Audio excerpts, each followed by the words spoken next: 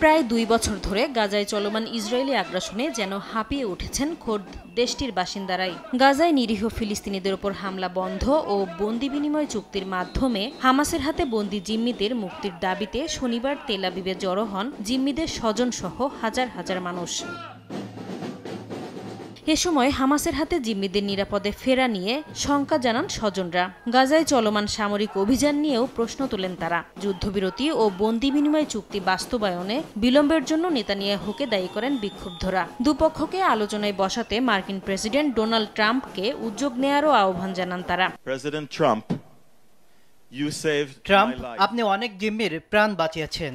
একমাত্র আপনিই পারেন ইসরায়েল ও হামাসকে আলোচনার টেবিলে নিতে। আর দেরি করবেন না, এখনই পদক্ষেপ নিন।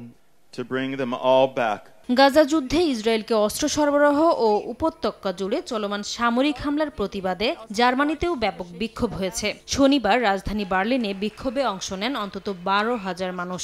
এ সময় স্লোগানে স্লোগানে মুখর হয়ে ওঠে চারপাশ। বিক্ষোভে রাজনীতিবিদ, সঙ্গীত শিল্পী ছাড়াও দেশটির বিখ্যাত ব্যক্তিরা উপস্থিত ছিলেন। এ সময় ইসরায়েলকে অস্ত্র সরবরাহ পুরোপুরি বন্ধ করতে জার্মান সরকারের প্রতি আহ্বান জানান তারা। আমরা সবাই শান্তি চাই। ইসরায়েলি হামলার জেরে গাজার অবস্থা ভয়াবহ। এই বিষয়ে যুক্তরাষ্ট্রকে দায়িত্বশীল ভূমিকা পালন করা উচিত।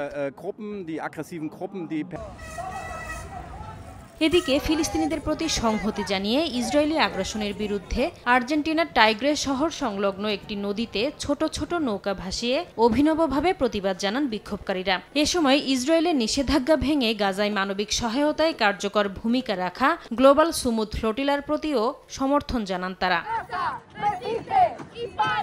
নাসরিন রুমি, সময় সংবাদ।